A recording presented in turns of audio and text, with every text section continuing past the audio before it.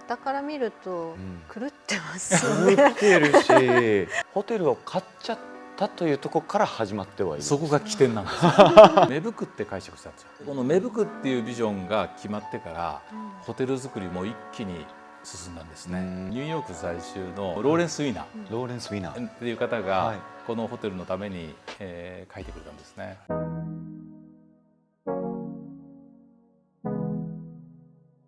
さて今回の講座ではゲストに田中仁さんをお迎えさせていただいております。よろしくお願いします。よろしくお願いします。じゃあご紹介お願いします。はい、田中仁さんです。群馬県ご出身でいらっしゃいます。1988年に現在の株式会社ジンズホールディングスを設立し、2001年からアイウェア事業ジンズを開始、2013年には東証一部に上場されました。2014年、群馬県の地域活性化の支援のため、田中仁財団を設立し、起業家支援プロジェクト、群馬イノベーションアワード、群馬イノベーションスクールを開始、現在は前橋市中心街の活性化にも携わっておられます。昨年、群馬県前橋市にある旧白井屋旅館の跡地にアートを取り入れた白井屋ホテルをオープンさせ、新しいアートスポットとして注目を集めています。よろしくお願いします。お願いします。いやもうジンズさんといえばもうメガネのメーカーであるというのは、勝手に存じ上げてはいたんですけれども、2014年からですね、いろいろな活動を群馬の方でされているという話を聞いたんですが、なぜそのアートホテルを作ろうかということになったのかというその経緯を。そうですね、全くそんな気なかったんですけど、先ほど紹介あったように、群馬イノベーションアワードとか、群馬イノベーションスクールですね、この起業家育成っていうのを一つのライフワークにしていて、で前橋にこう戻る機会増えたんですよ。でその時の前橋が、県庁所在地の、土地の値段が一番安くて47都道府県中、で群馬県も魅力度ランキング最下位とかですね。で前橋の街中のシャッター商店街は、シャッター商店街の代表例として社会の教科書に写真が載るくらい、かなり寂れていたんですね。でそんな状況を見て、ちょっともう厳しいだろうなと思っていたんですけど、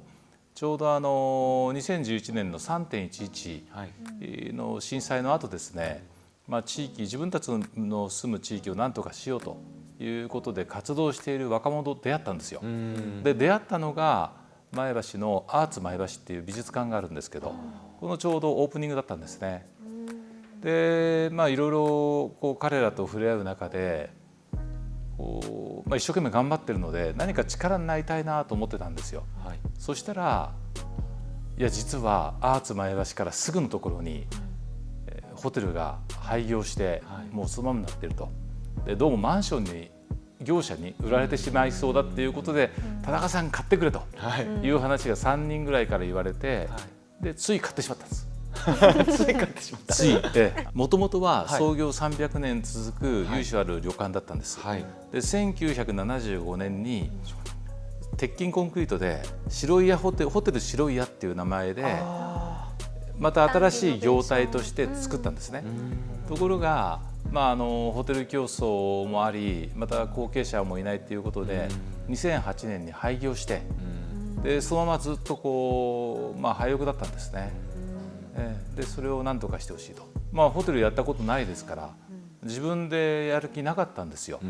でホテルのコンサルタントの方とか、あるいはホテルの運営会社の方に、ここにこういう場所がありますと、ぜひホテルをやってほしいって話をしたらですね、誰も首を縦に振らないんですよ。田中さん、ホテルは人が集まるところにニーズが生まれて初めてホテルが立つもんだと。で今の前橋に誰がホテルニーズあるんですかということを言われまして、だったら自分でこう人がこう集まるような、ホテルをじゃあ作ろうじゃないかというところからですね、でももう一つ言われたのが、ホテルは街とともにあると。ところで前橋ってどういう街なんですかとも聞かれたんですよ。それで前橋がどんな街だか、自分も、住んでましたけど、どんなビジョンを持って街があるんだろうっていうことをちょっと疑問に思ってですね、たまたま2ヶ月後に前橋市長が当時原宿にあったうちの事務所に来ていろいろお話しする機会があったんですよ。でその時に一応前橋のビジョンっていうのはどんなものですかってお話をしたら、やっぱり福祉とか教育とかいろいろ数値的な目標はあっても街づくりに対して一言で表すビジョンがないっていうんですね。でそれなのでじゃあ一緒にやりましょうよということで前橋全体のビジョン作りから入っていったんです。じゃあ順序としてホテルを買っちゃったというところから始まってはいる。そこが起点なんですよ。それから街全体の活動に広がってしまってですね、まあもう後に引けなくなってホテルを買ってそれを何とかしようと思った結果、前橋全体のことを考えることになっていったという。今その前橋市の明確なビジョンがそのお話をした時にはなかったということで、そこをどういうふうにそこからひとしさんと呼べばいいのか仁さんと呼べばいいのか仁さんで大丈夫ですか。仁さんはそこをどういうふうに立ち上げていくところから始められたんですか。なのでビジョンがないからホテルも作れないわけですよ。じゃあ街のビジョンを作ろうっていうことで、前橋はそういうなんかこうちょっと魅力のない街っていうことは、日本人であれば大体雰囲気として分かるわけですよ。大体どこにあるのか分からない人多いですから。でそれで前橋に対して先入観のない人に前橋を分析してもらおうっていうことで、ドイツのミュンヘンにあるブランドコンサルタント会社 KMS っていう会社があるんですよ。でこの会社はポルシェとかアウディとか、あとアディダスとか、クレディ・スイスのブランディングをしてるんですけど、この人たちたまたま縁があったので前橋に来てもらって、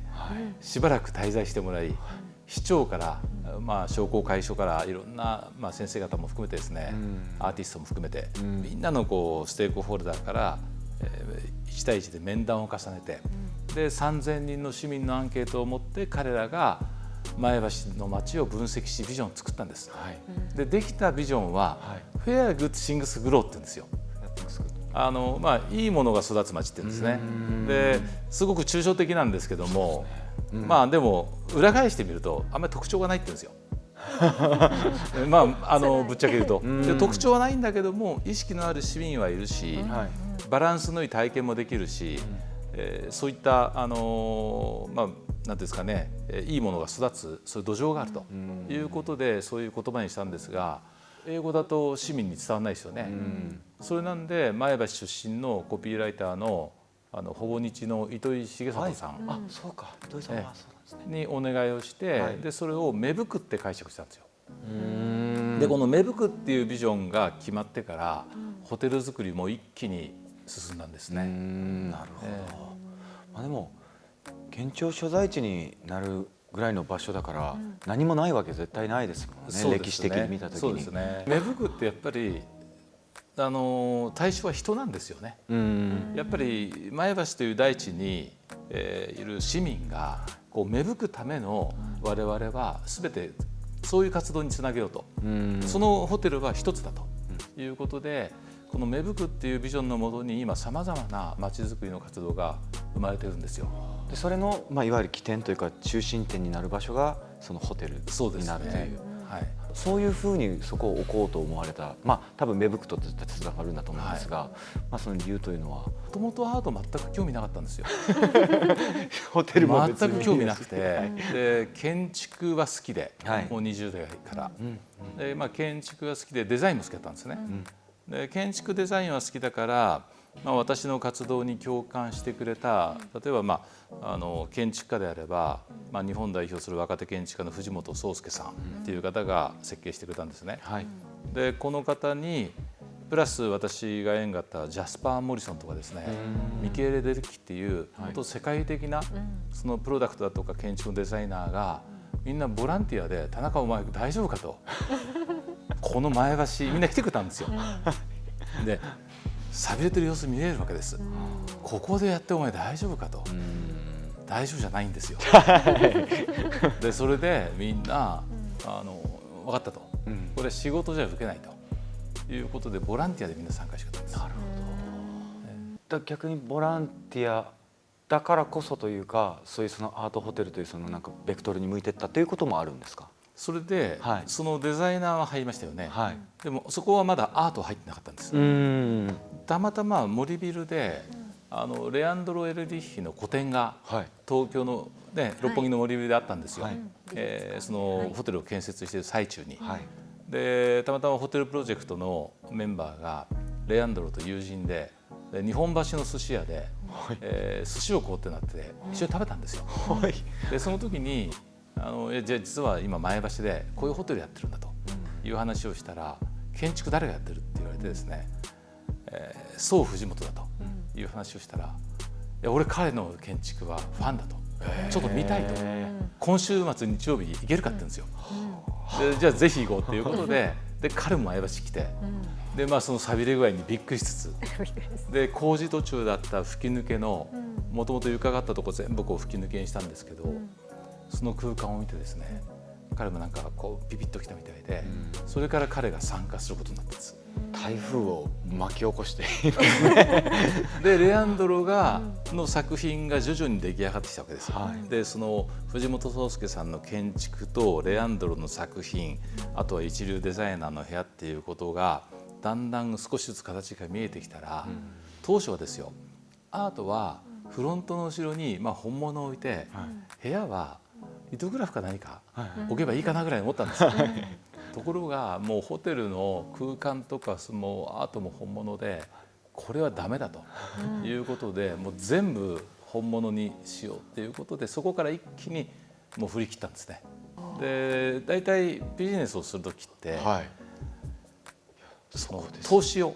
する時っていうのは、要は算数から弾き出した投資をするんですよ。だいたいいくらの売上、いくらの諸経費で投資金額がこのくらいだということでじゃないですか。逆やろうと、もうとにかく思い切り納得いく投資をして、後から算数を考えようっていうことで振り切ったんですね。いやそうですね素敵だなとは思いつつ、一流企業を経営してらっしゃる方の考え方からすると、あまりこう普通は相入れない考え方にはなりってきますよね。そうですね、でもそれは会社だったらできないんですよ。でも個人の財団の活動の一環だから、会社のお金使わないわけです、私の個人のお金なわけですね。だから別にお金って残してもしょうがないから、どんどん地域に使っちゃおうということでやってるんですよ。でプラスですね、ちょうどうちに5年ぐらい、今から5、6年前からですね、エルメスでずっとそのアートの役員をやっていた方がアドバイザーでいるんですね。でその方と一緒に、欧米に出張に行くと、常に現代美術館にこう連れて行かれたんですよ。で興味がないんですけど、もう毎回何回も言ってるとですね、だんだんこう自分の好きなものとか知識も多少こうついてくるわけですよね。でそういう時期とそのホテルの時期がちょうどぴったりはまったんです。だからアート作品も選べたんですよね。なるほど。じゃあもう、作品のチョイスも全部仁さんがやられた。そうです。これは建築の、新築棟なんです。もともとはここ駐車場だったんです。でそこにですね、コンクリートで部屋とか、1階これからお店が入るんですけども、コンクリートの塊でこう部屋を作ってですね、その上に発泡スチロールを乗せ、網をかけ、特殊なこう樹皮の土をかぶせてですね、ここに緑を植えたんです。造花みたいなものではないということですね。本物なんですね。で今はですね、この1階の一番右側はフルーツタルト屋さんができて、その横は今度パン屋ができるんですけど、一番左はブルーボトルさんが9月にオープンする予定です。これはリノベーションした棟なんですけども、ここにあるタイポグラフィーはニューヨーク在住のローレンス・ウィーナーという方がこのホテルのために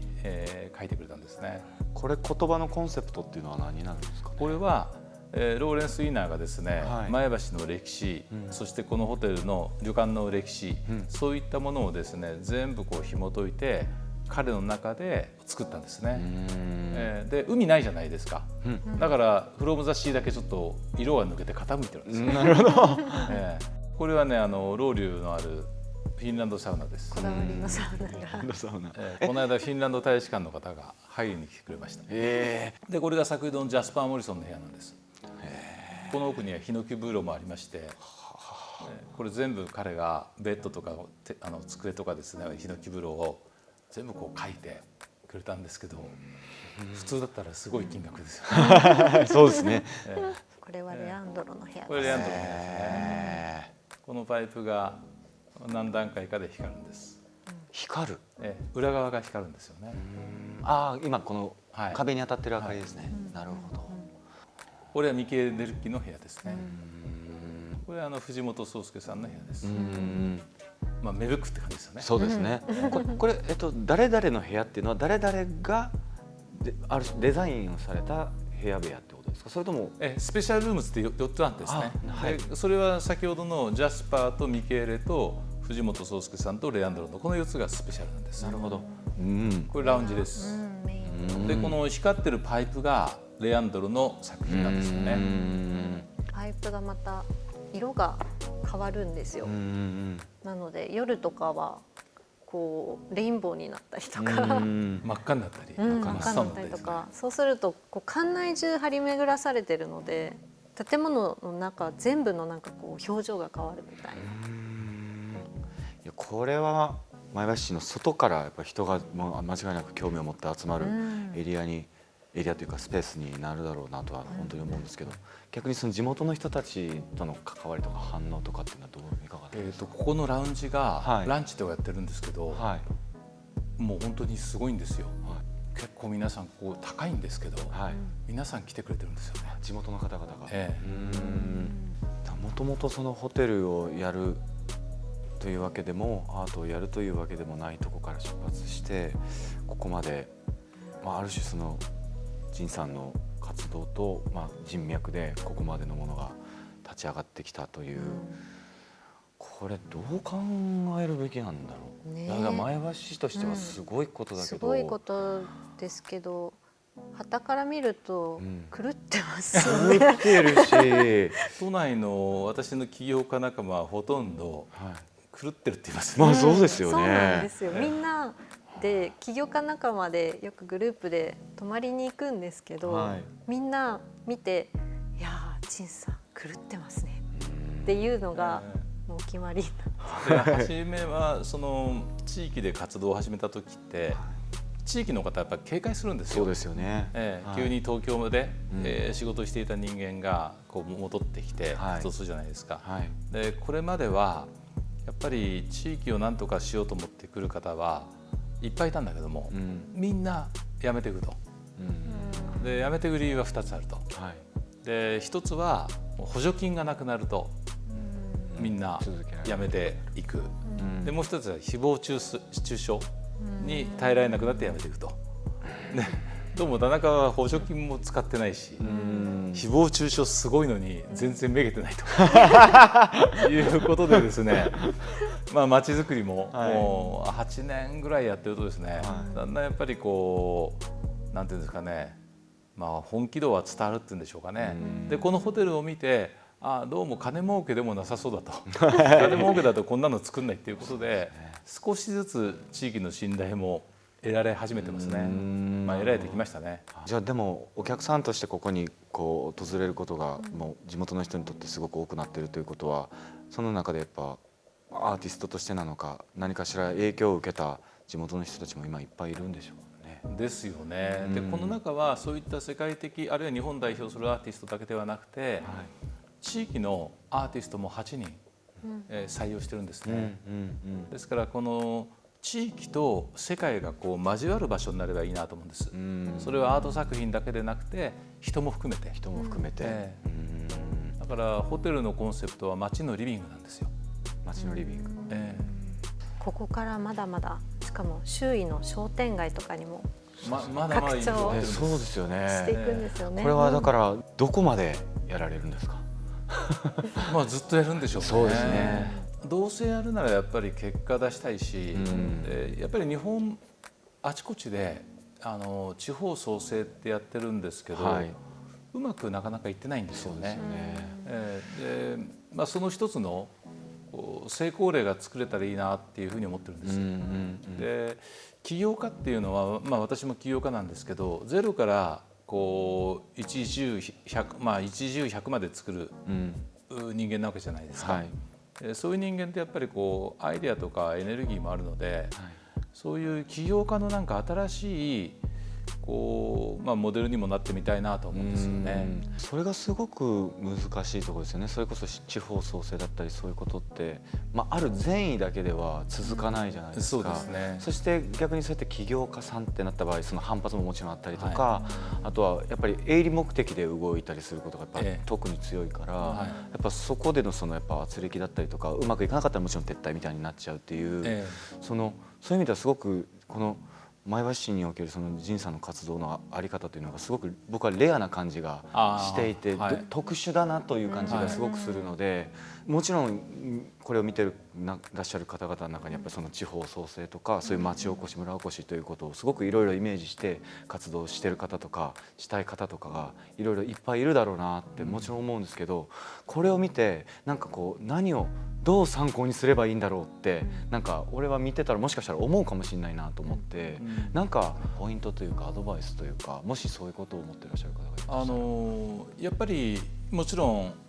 こうなんですかね、本人の情熱も大切だし、資本も大切だし、ネットワークも大切じゃないですか。そうですよね。でも何かしらやっぱりみんなあるわけで、